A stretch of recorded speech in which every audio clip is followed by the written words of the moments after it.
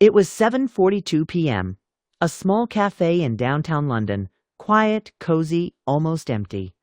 Then she walked in, a woman in her mid-30s, wearing a gray coat and holding an old leather purse. She looked around nervously and sat. By the window, the waiter came over and said, "Good evening, ma'am. Would you like to see the menu?" She shook her head and softly replied, "No, I already know what I want. Just a cappuccino. And the lasagna, please." The waiter smiled and said, "Coming right up." She didn't look at her phone. She didn't smile. She just ate quietly, as if every bite brought back memories she didn't want to remember. When she finished, the waiter returned with a bill. "Here's your bill, ma'am. That'll be £17.50. The woman froze. She looked down and whispered, "Oh no." The waiter leaned in. "Is something wrong? I forgot my wallet."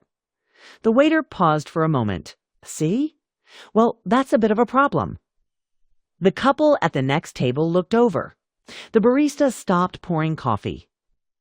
The room suddenly fell quiet, and cold Dot, the waiter, asked, "Do you have a phone? Maybe someone you can call?" She lowered her voice. "No, I don't have anyone to call. I'm sorry, ma'am. It's our policy. All meals must be paid for." Just then, a voice from the back said, "Wait, I'll take care of it." Everyone turned. An old man stood near the counter. White beard, wool cap. No one had noticed him before. The waiter blinked. "Sir, you sure?"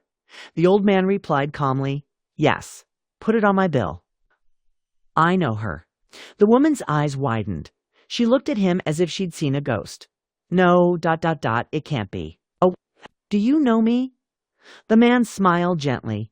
He walked to her table, leaned in, and whispered something in her ear. Her face turned pale. What did he say? Why did she look so scared? Who was he? To be continued. But before you go, here are some English phrases you learned today. "I forgot my wallet." It's our policy. "Do you have someone to call?" "Put it on my bill." The cafe was silent. The old man's whisper still echoed in her mind. She stared at him, frozen, her lips parted slightly. Her voice was barely a breath. "How do you know that name?" The old man straightened his coat and replied, "I told you. I know you." She looked around. People were pretending not to stare, but they were listening. She leaned forward, whispering urgently, "No one knows that name. Not even my husband. Who are you?" He didn't answer. Instead, he pulled something from his coat pocket, a photograph. He slid it across the table. It was old, worn, black and white. Her face changed. She picked it up with trembling fingers. In the photo, she was just a child, standing next to a woman she hadn't seen in decades, daughter-mother, and there in the corner, the same old man, much younger, smiling. "No," she whispered. "That can't be you. This photo is from 1989. The man nodded slowly. "I haven't aged well, but it's me." She looked down, eyes wide, then up again. "But how do you?" "Have this." "Why are you here?" The man didn't blink. "I promised your mother I'd watch over you." The words hit her like thunder. "My mother." She's gone," he said gently. "But she made me swear that if you ever ended up alone, if you ever needed help, I'd find you." Tears welled up in her eyes. "Why now?" "Because you looked like her tonight. Lost, afraid, proud, but broken inside." She wiped her face. "I'm not proud, just tired." He reached across the table and placed a warm hand over hers. "You don't have to carry it alone anymore." She broke. Right there in that cafe for the first time in years, she cried. Not from pain, but from something else. Relief. As the rain tapped gently on the windows, and the strangers around her quietly looked away, a promise from the past had finally found its way home. That night, she didn't go home. She sat in that cafe long after the rain had stopped. The old man was still there across the table, quiet, patient. "Why didn't you come sooner?" she asked. He looked down. "I tried, but your mother, She didn't want you to grow up in the shadow of the past. The past. She leaned forward. What past are you talking about? He paused for a moment, then said quietly, There are things you were never told. Her eyes narrowed. You're not making sense. He reached into his coat again. And this time, he pulled out something much older than a photograph. A letter. Sealed, yellowed, with time. Faded ink on the back. It simply said, For Eleanor. When she's ready. Her fingers trembled as she took it. Her name written in her mother's handwriting. After all these years, she held it close. I never even knew she left anything for me. She didn't want to burden you, the man replied. She thought if you lived a normal life, maybe you'd be safe. Safe. Her voice cracked. Safe from what? He looked out the window, then whispered from the truth. She opened the letter slowly, hands shaking. The old paper unfolded. Inside was only one line, written in delicate cursive, Eleanor. If you're reading this, he found you. Her breath caught. She looked up, but the old man was no longer sitting there. She stood quickly, turned. Round Hay was gone. Just like that dot, gone. Like he was never there. She clutched the letter to her chest. Tears streaming down her cheeks. No one in the cafe even saw him leave.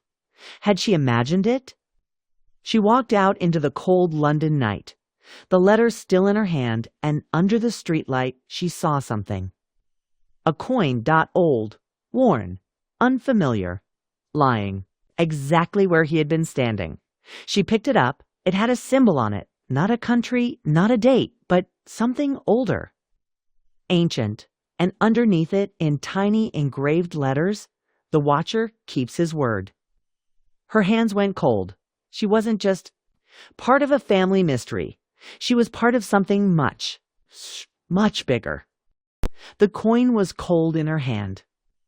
Heavy on strange. Eleanor turned it over again. And again, no date, no country.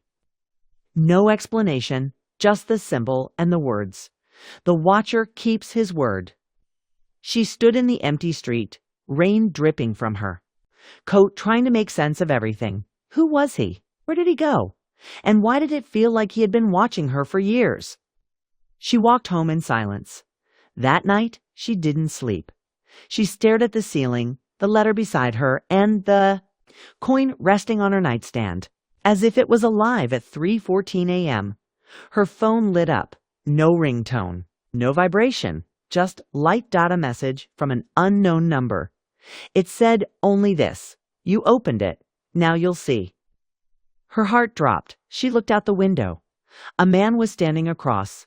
The street. Still. Facing her building. No umbrella, no movement, just watching. She stepped back from the glass. The phone buzzed again. Another message. Don't be afraid. He's not here to hurt you. He's here to remind you what you forgot. She froze, forgot. She had forgotten plenty. Birthdays, anniversaries, passwords. But this felt different. Suddenly the coin on the table began to glow, a soft golden light, like it had been waiting for something. She reached for it, but the moment her fingers touched it, she saw something. Not outside, not in the room. In her mind, a flash, a face. Her mother, younger, terrified, holding a child and running. A storm behind her, people chasing.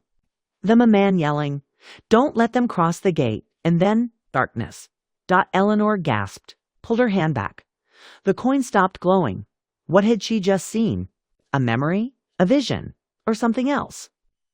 She sat down, shaking. Then her phone lit up one more time. A new message. It begins tomorrow. Go to the old post office. Ask for box 147. The next morning, Eleanor didn't hesitate. She barely touched her coffee, didn't answer her emails, didn't care about the noise outside. One thing echoed in her head. Box 147. The old post office sat near the edge of the city, forgotten, dusty. And somehow, waiting, she walked in quietly. An old man sat behind the counter. He didn't look up. I'm here for box 147, she said. He finally looked at her slowly, as if he had been expecting her. He didn't speak. He simply reached below the desk and pulled out a small wooden box. Old, scratched. No key. He slid it toward her. Then said one word. Don't open it here. Eleanor blinked. Why not? He leaned in, voice like gravel. You open it here, and you'll never get out. She froze. Was he serious? She picked up the box carefully. It was heavier than it looked. As she turned to leave, he added, Whatever. You think you know? You don't. She waited until she was home. Curtains closed, phone off. Coin in her pocket, she sat down, took a deep breath, and opened the box. At first, nothing happened. Just a folded piece of cloth inside, black, velvet wrapped, round something. She unwrapped it slowly, and there it was, a watch, old, not ticking, and covered in strange symbols, nothing like she'd ever seen. And then without touching it, the watch began to move. Click, click, click. Backwards. The hands weren't moving forward. They were counting down. She leaned in, confused, then noticed something else. A line carved deep inside the lid of the box. For words, you have 1 week. She stepped back, heart pounding. What did that mean? 1 week? For what? Lit up again. A new message. No number. Just text. Now you understand.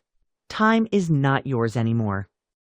Eleanor hadn't left her apartment in 2 days. She barely ate, barely slept. And every few hours the watch ticked, backward, like a whisper, counting down. On the 3rd morning, her phone buzzed. Unknown number. One message. The first piece is buried. Follow the map. Attached an old torn map of the city.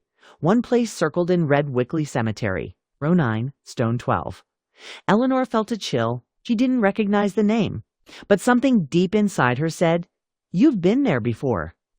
She arrived by noon. Gray sky, cold wind, leaves swirling around her boots. She found row 9, stone 12. The name on the grave was gone.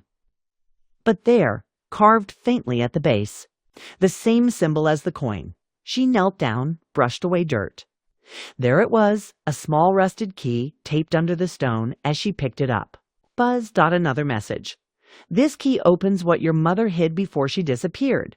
Eleanor froze. Her mother had vanished when she was just 8.